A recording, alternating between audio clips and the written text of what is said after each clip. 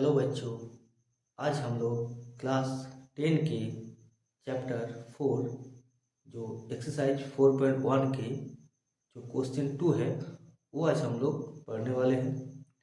इससे पहले हम जो 4.1 के बेसिक कॉन्सेप्ट और उसके क्वेश्चन 1 को हम करवा दिए हैं। आप लोग जो मेरा वीडियो है वहाँ जाके आप लोग देख सकते हैं। आज जो क्वेश्चन 2 है वो हम लोग आज देखेंगे इसमें क्या है। ठीक, देखिए क्वेश्चन 2 में क्या दिया हुआ है। निम्न स्थितियों को द्विघात समीकरण के रूप में निरूपित कीजिए। जो स्थिति नीचे दिया हुआ है उसको हम लोग द्विघात समीकरण के रूप में निरूपित करना है, मतलब व्यक्त करना है। ठीक, क्वेश्चन 1 क्या है, देखिए बोल रहा है कि एक आयताकार भूखंड का क्षेत्रफल 528 मीटर स्क्वायर है। मतलब एक आयताकार भूखंड है, एक आयताकार भूखंड है जिसका क्षेत्रफल दिया हुआ है। कितना दिया हुआ है? 528 मीटर स्क्वायर इसका जो क्षेत्रफल है दिया हुआ है। अब क्या कहा है कि क्षेत्र की लंबाई मीटर में, क्षेत्र की जो है लंबाई मीटर में चौड़ाई के दुगुनी से एक अधिक है। जो क्षेत्र की जो लंबाई है चौड़ाई के दुगुनी से एक अधिक है। तो क्या कहा है कि हमें भूखंड की लंबाई और चौड़ाई ज्ञात करना है। तो भूखंड की जो लंबाई है और चौड़ाई है वो हम लोगों को ज्ञात करना है। तो क्वेश्चन में क्या कहा है, देखिए जो क्षेत्र की लंबाई बोल रहा है कि चौड़ाई के दुगुनी से एक अधिक है। मतलब जो इसमें छोटा कौन है? चौड़ाई छोटा है, तो हम लोग क्या जानते हैं कि जो छोटा होता है उसको हम लोग x मानते हैं। तो देखिए तो यहाँ क्या मानेंगे, माना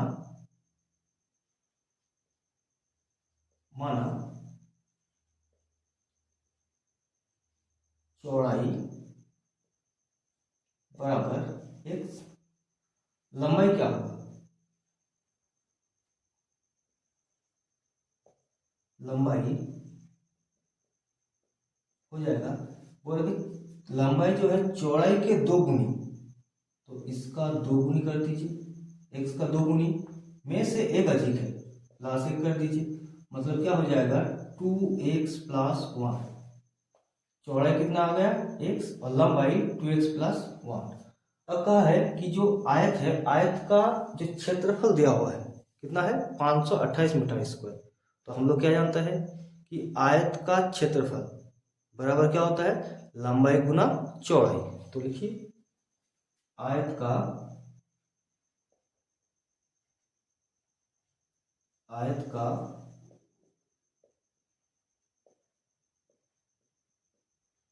क्षेत्रफल बराबर क्या होता है? लंबाई इंटू चौड़ाई। क्षेत्रफल कितना दिया हुआ है? 528। तो क्षेत्रफल की जगह क्या लिखेंगे? 528। अब यहाँ क्या है? लंबाई कितना है? लंबाई देखिए 2x प्लस 1 है। देखिए 2x प्लस 1 इंटू क्या है? चौड़ाई कितना है? x है, तो इंटू x कर दीजिए। अब देखिए यहाँ क्या है? 528 इक्वल टू, अब गुना कीजिए, x के साथ 2x का गुना होगा तो क्या होगा? 2x square, x into x square हो जाएगा। और x के साथ 1 का गुना कीजिएगा तो क्या होगा? x होगा। अब देखिए ये जो 528 है ये प्लस है, बराबर पे उधर जाएगा तो माइनस होगा। तो लिखिए 2x square plus x minus 528 equal to 0। यहाँ तक आगे समझ आप लोगों को। अब देखिए यहाँ क्या कहा है कि हम लोगों को कहा है कि द्विघात समीकरण के रूप में निरूपित कीजिए। तो ये तो हम लोग का द्विघात समीकरण के रूप में आ गया। क्यों? क्योंकि यहाँ x का पावर क्या है? 2 है। तो चर का अधिकतम घात अगर 2 होगा तो ये आपका द्विघात समीकरण होगा। तो ये तो आपका द्विघात समीकरण आ गया है। अब देखिए क्वेश्चन में क्या कहा है कि भूखंड की लंबाई और चौड़ाई दोनों ज्ञात करना है। मतलब इसका एक लंबाई जो है चौड़ाई दोनों का मान हम लोगों को ज्ञात करना है। तो इसको करने के लिए क्या करना होगा, देखिए हम लोग जानते हैं मिडिल फैक्टर, उसमें हम लोग इसको तोड़ना होगा। देखिए क्या है मिडिल फैक्टर तोड़ने का नियम क्या है कि जो एक्स स्क्वायर का फर्स्ट है गुना, इसको क्या है 2 है, 2 को आपको लास्ट टर्म से गुना करना है, इसको लास्ट टर्म। तो 2 को अगर 528 से गुना कीजिएगा कितना होगा, 8 दूनी 16, 8 में 1, 4 की 5 और यहाँ 10, मतलब 1056। इसको आपको एलसीएम कीजिए, लॉसो कीजिए, देखिए क्या होगा, 2 से क्या हो गया 5, या क्या हो जाएगा 2 8, फिर इसको 2 से 2 6 4, फिर इसको 2 से चलाइए कितना होगा 1 3 2, फिर इसको 2 से 6 और यहाँ हो जाएगा 6, फिर इसको 2 से 33, फिर इसको 3 से 11। अब इसको इस तरह से सजाना होगा कि हमको कितना चाहिए, x क्या है कुछ नहीं, मतलब 1 है तो +1 चाहिए, इसको गुना कीजिए, 2 दूनी 4, 4 दूनी 8, 8 दूनी 16, 16 दूनी 32 और 11 इंटू 3 33। अब इसको ऐसे लिखना है कि हमको क्या चाहिए, +1 चाहिए, तो यहाँ +33 और -32 दे दीजिए, कितना हो जाएगा +1 आ जाएगा। तो यहाँ देखिए क्या लिखना है, 2x² plus 33x minus 32x minus 528 equal to 0। अब देखिए ये दोनों में से कॉमन क्या है, x है, x कॉमन ले लीजिए, तो यहाँ क्या बचा हुआ है 2x और यहाँ कितना 33। और मिडिल फैक्टर का क्या नियम है, क्या यहाँ जो रहेगा यहाँ उतना ही आएगा, 2x प्लस 33। अब देखिए हमको यहाँ कितना चाहिए 32x, यहाँ कितना है 2x है, तो यहाँ हम किस संख्या से गुना करें कि यहाँ 32 आ जाए, तो यहाँ 16 देना होगा 16। अब यहाँ देखिए माइनस है, यहाँ प्लस, तो यहाँ क्या देना होगा माइनस, तो गुना कीजिए, प्लस माइनस माइनस 16 दूनी 32 x हो गया। अब यहाँ देखिए प्लस माइनस माइनस 16 को 33 से गुना कीजिएगा कितना आएगा 528। अब क्या करेंगे, ये दोनों में से एक को लेंगे, क्या लेंगे 2x प्लस 33 और ये दोनों में एक लेंगे x माइनस 16 इक्वल टू 0। यहाँ तक आ गया समझ में।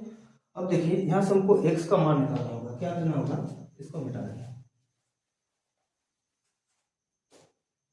देखिए अब या तो 2x प्लस 33 इक्वल टू 0 होगा, क्यों, क्योंकि ये दोनों का गुणनफल कितना है 0 है, या तो ये 0 होगा या तो ये 0 होगा।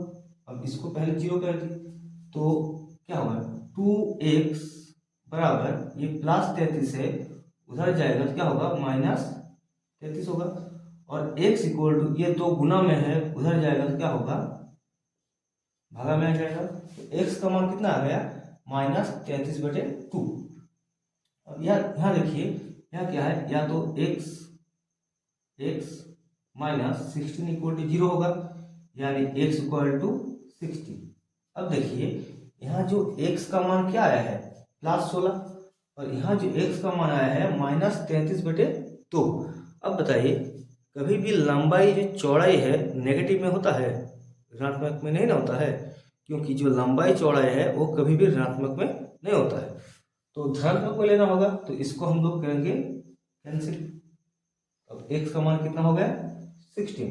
अब देखिए हम चौड़ाई को क्या माने थे x, मतलब चौड़ाई कितना हो जाएगा,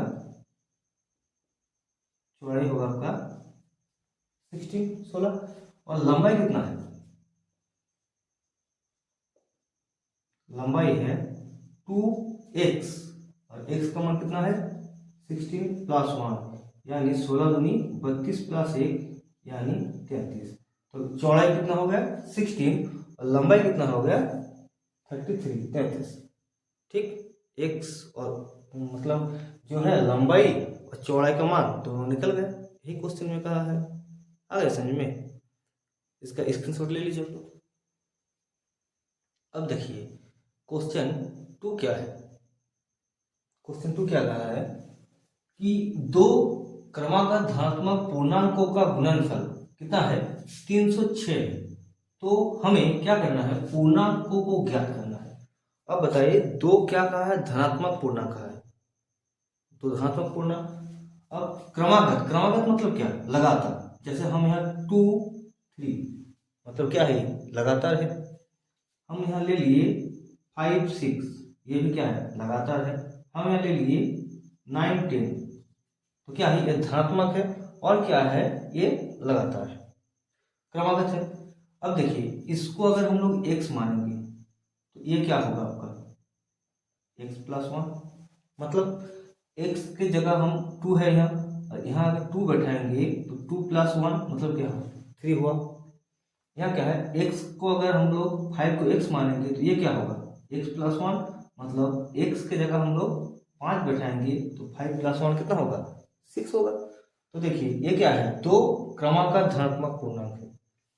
यहाँ पे देखिए इसको अगर हम लोग 9 को x मानेंगे तो ये क्या होगा, x + 1 ना होगा, क्योंकि x की जगह अगर 9 बैठाएंगे तो 9 + 1 10। तो ऐसे हम लोग क्या करेंगे, एक संख्या को हम लोग मान लेंगे x और दूसरी संख्या को x + 1। देखिए माना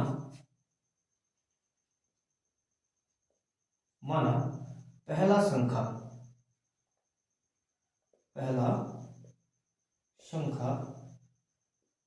क्या है, x है, तो दूसरा संख्या क्या होगा,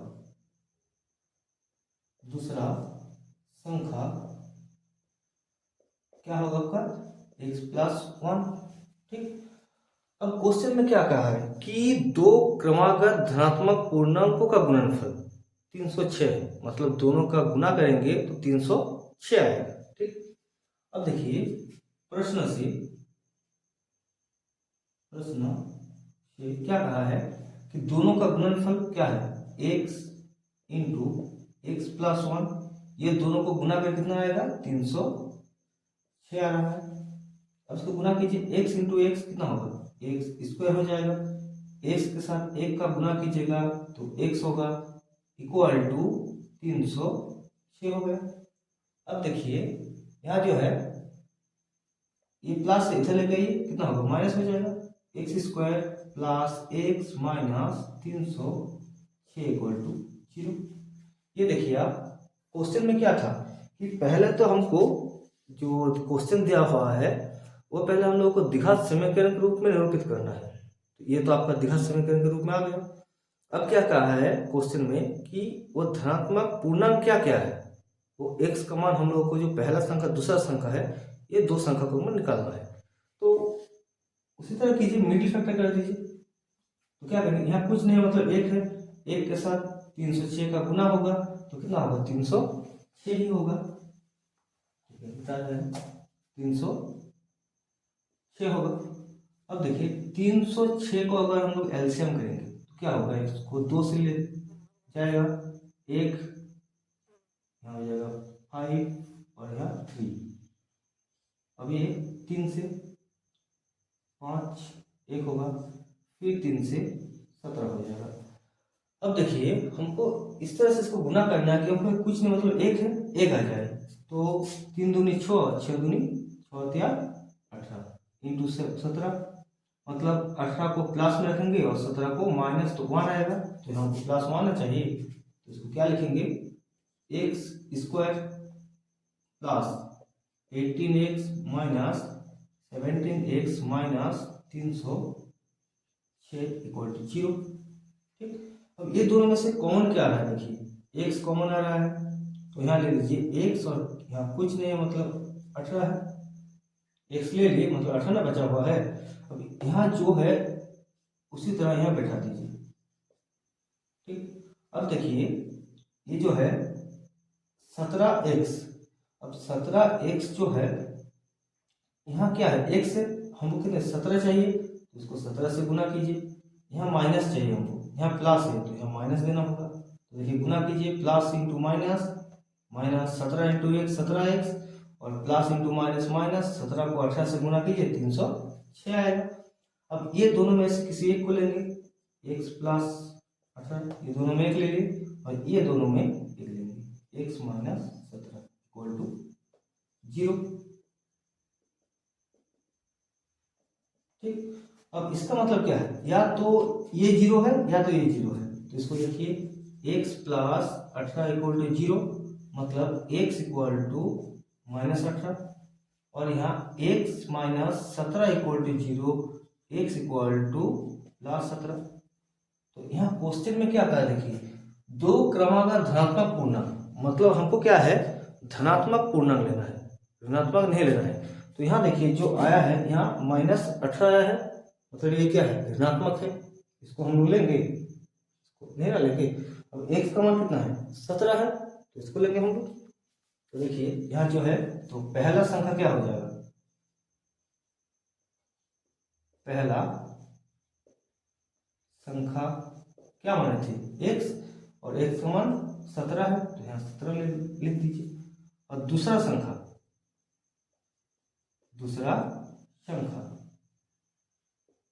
क्या है, x प्लस 1, मतलब 17 प्लस 1 यानी 18, बस पहला संख्या 17, दूसरा संख्या 18 आ गया हम लोग का।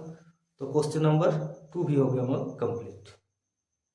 अब देखिए जो क्वेश्चन नंबर थर्ड क्या है, देखिए दो का ही क्वेश्चन नंबर थर्ड। रोहन की माँ उससे 26 वर्ष बड़ी है, रोहन की जो माँ है उससे कितना है, 26 वर्ष बड़ी है। उनकी आयु वर्षों में का गुणनफल अब से 3 वर्ष पश्चात 360 हो जाएगी। हमें रोहन की वर्तमान आयु ज्ञात करना है। मतलब क्वेश्चन में क्या कहा है कि रोहन की जो माँ है रोहन से 26 वर्ष बड़ी है। ठीक, हो रहा है कि अब से 3 वर्ष पश्चात दोनों की आयु का गुणनफल 360 है, 360 है। तो हमें रोहन की वर्तमान आयु ज्ञात करना है। तो यहाँ दोनों में से छोटा कौन है, रोहन छोटा है, तो उसको हम लोग x मानेंगे, जो छोटा होता है उसको हम लोग x मानते हैं। तो देखिए, तो माना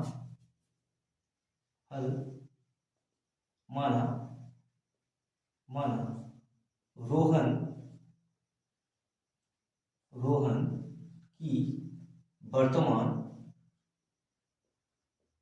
वर्तमान आयु क्या होगा, x वर्ष होगा, x वर्ष। और माँ की आयु कितना होगा, माँ की वर्तमान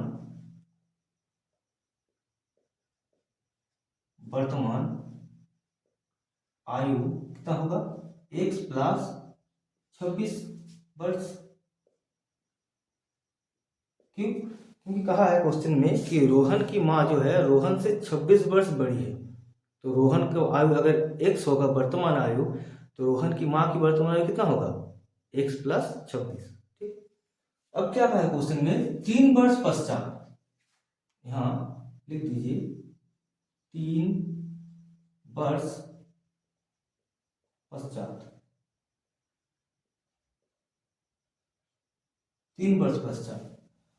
अब 3 वर्ष पश्चात मतलब 3 वर्ष बाद, मान लीजिए अभी आपका आयु है 15 है, और 3 वर्ष पश्चात मतलब 3 वर्ष बाद आपका आयु कितना होगा, 18 हो जाएगा।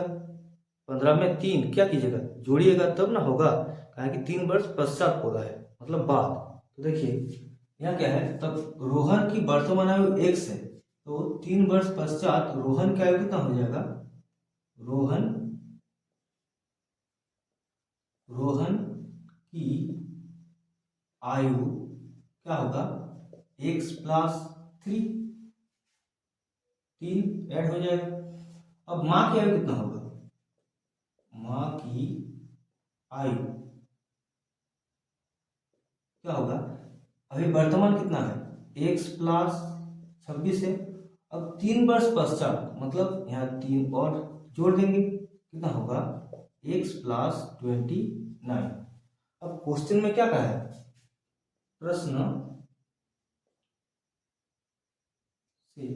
क्या है, दोनों के गुणनफल मतलब 3 वर्ष पश्चात जो दोनों का आयु है उसका गुणनफल कितना है, मतलब x plus 3 into x plus 29, दोनों का गुणनफल कितना है 360 लिख दिए। अब उसी तरह गुना कीजिए, एक्स इंटू एक्स क्या होगा, एक्स स्क्वायर होगा। एक के साथ 29 का गुना कीजिएगा तो 29x, अब 3 के साथ x का गुना कीजिएगा तो 3x, और 3 के साथ 29 का गुना कीजिएगा तो 27, तो 87 होगा, इक्वल टू 360। अब ये देखिए प्लस में है, इधर लेके आइए तो यहाँ क्या होगा एक्स स्क्वायर, 29x और 3x कितना होगा 32x प्लस 87, और ये प्लस से इधर आएगा तो क्या होगा माइनस ना होगा, तो यहाँ कर दीजिए -360। ठीक, अब देखिए इसको घटा दीजिए, equal to 0।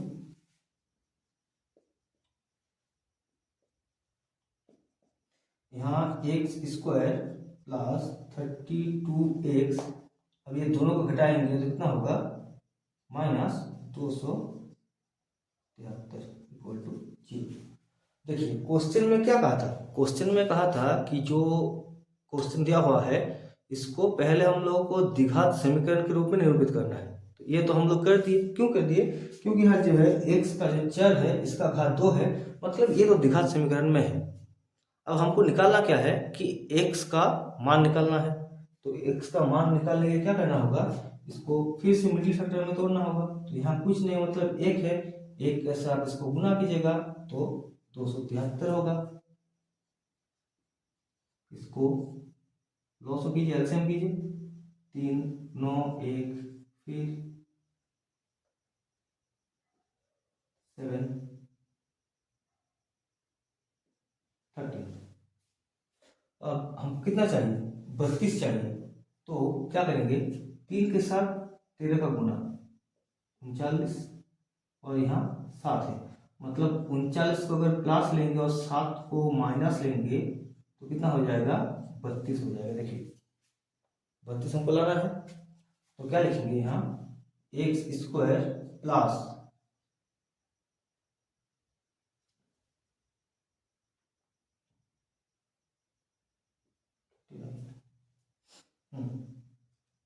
Thirty nine x minus 7x minus 273 equal to 0। अब देखिए ये दोनों में से क्या कॉमन क्या है, x ना है, x कॉमन ले लीजिए। यहाँ क्या होगा x प्लस 39 बचा हुआ है, और यहाँ जो होता है यहाँ भी वही लिखना है, x प्लस 39। अब देखिए यहाँ हमको क्या चाहिए -7x चाहिए, यहाँ x है मतलब इसको हमको 7 से गुना करना होगा, और यहाँ माइनस चाहिए, यहाँ क्या है प्लस है तो यहाँ माइनस दे दीजिए। अब देखिए प्लस माइनस -7x और प्लस माइनस माइनस 7 को 39 से गुना कीजिएगा कितना होगा 273। अब देखिए ये दोनों में से किसी एक को लेंगे, इसको मिटाते हैं,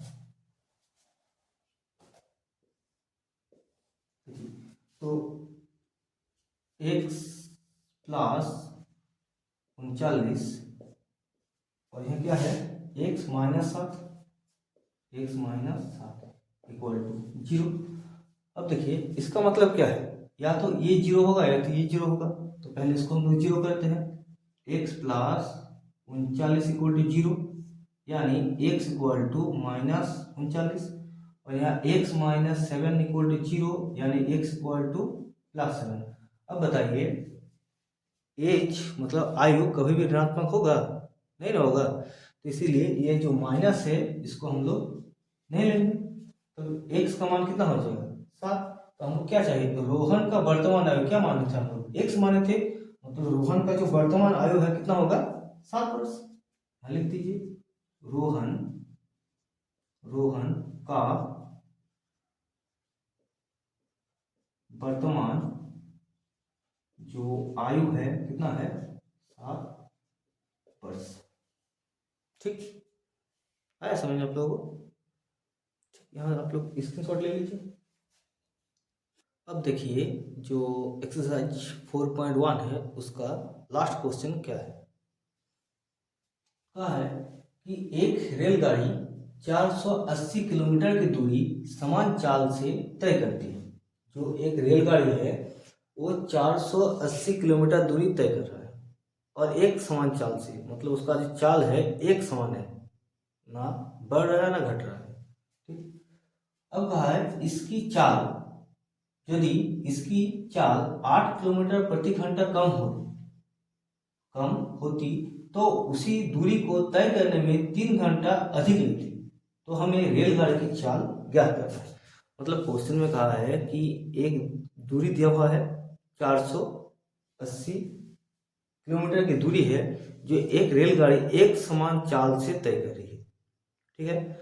अब क्वेश्चन में कहा है अगर रेलगाड़ी का जो चाल है 8 किलोमीटर प्रति घंटा कम हो जाती तो वह जो रेलगाड़ी है 3 घंटा अधिक समय लेती वहां तक पहुंचने के लिए। तो हमें जो रेलगाड़ी की चाल है वो हमको ज्ञात करना है। ठीक। अब देखिए, तो पहले हम लोग क्या करेंगे कि हम लोग मान लेंगे, क्या मानेंगे, माना रेलगाड़ी की चाल, रेल गाड़ी की चाल कितना है 1 किलोमीटर प्रति घंटा मान ली, और दूरी कितना दिया हुआ है, दूरी है आपका 480 किलोमीटर। अब देखिए हम लोग क्या जानते हैं, चाल बराबर क्या होता है, दूरी बटे समय। चाल बराबर क्या होता है, दूरी बटे समय।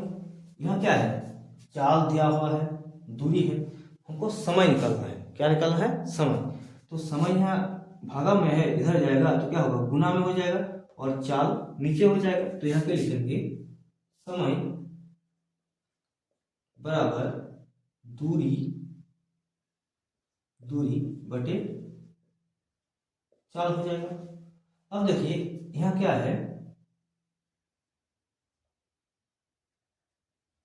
समय बराबर दूरी कितना है 480 किलोमीटर और चाल कितना है x,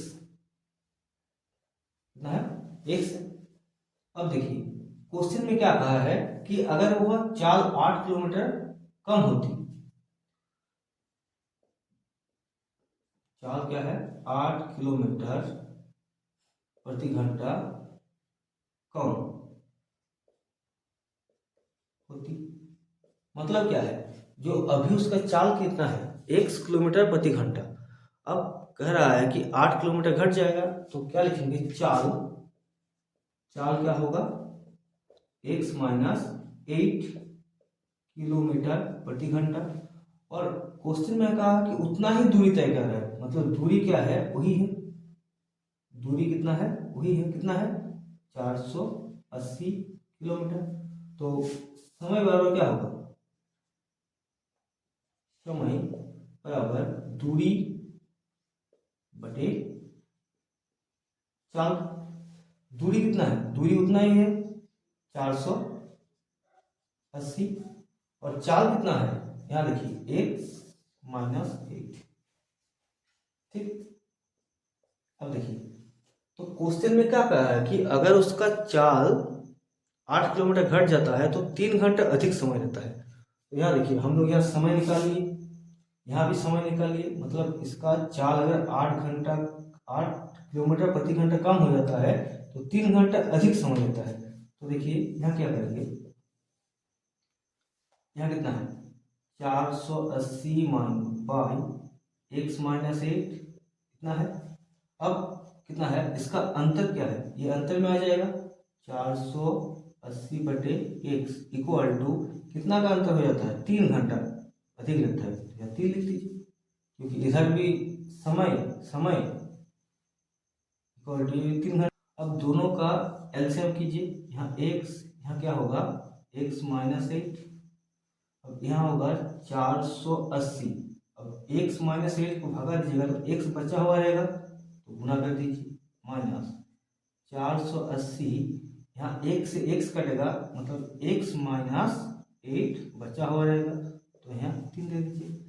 अब गुना कीजिए इसको, तो 480x minus 480x minus minus plus हो जाएगा, गुना कीजिए कितना होगा 0 4 इक्वल टू यहाँ 3 है और ये भागा में उधर जाएगा तो गुना में हो जाएगा, तो गुना कर दीजिए x minus 8।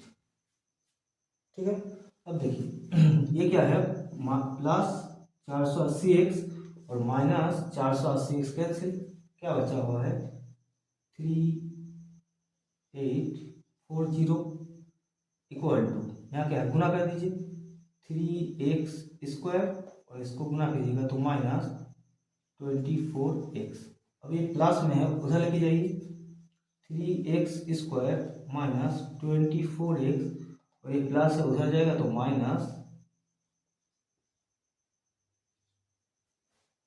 3840 equal to 0।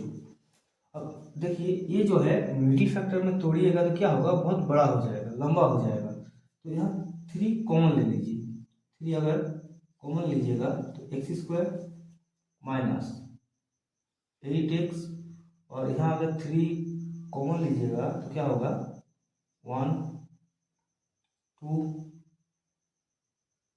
6 0 equal to 0।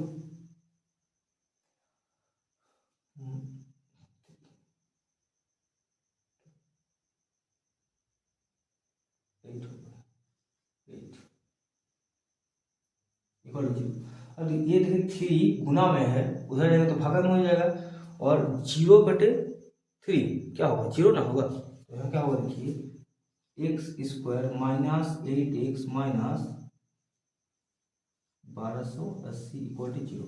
अब देखिए क्वेश्चन में कहा था कि हमको द्विघात समीकरण के रूप में निरूपित करना है, तो ये तो हम लोग कर दिए।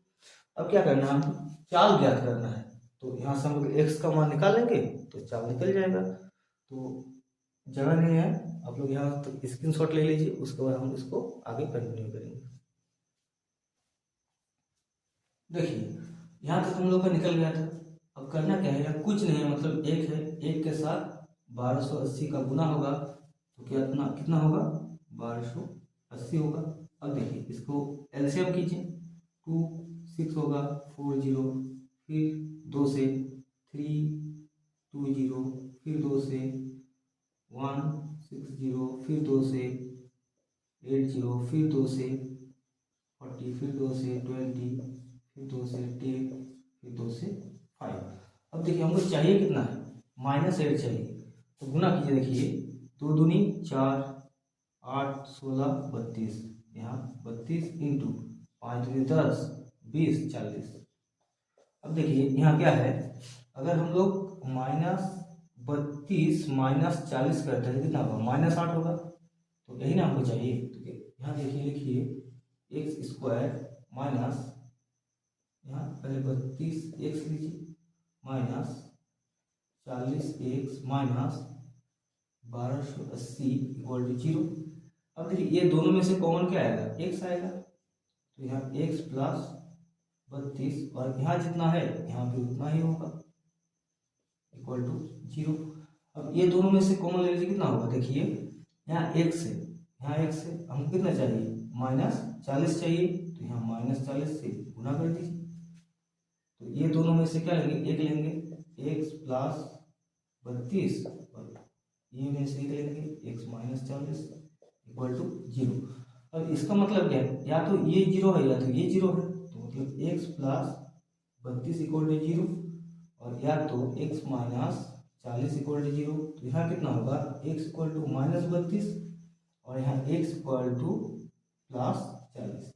अब देखिए हमको चाल ज्ञात करना है, तो ये चाल क्या है माइनस में आ गया, तो चाल माइनस में नहीं लेंगे तो प्लस में लेंगे, तो रेलगाड़ी की चाल कितना हो जाएगा, चाल जो है 40 किलोमीटर प्रति घंटा हो जाएगा। ठीक, आ गया समझ में आप लोगों को। तो जो एक्सरसाइज 4 है इसका जो लास्ट क्वेश्चन था ये हम लोग बना लें। अब एक्सरसाइज 4 कंप्लीट हो गया, आप लोग रिवीजन कीजिए।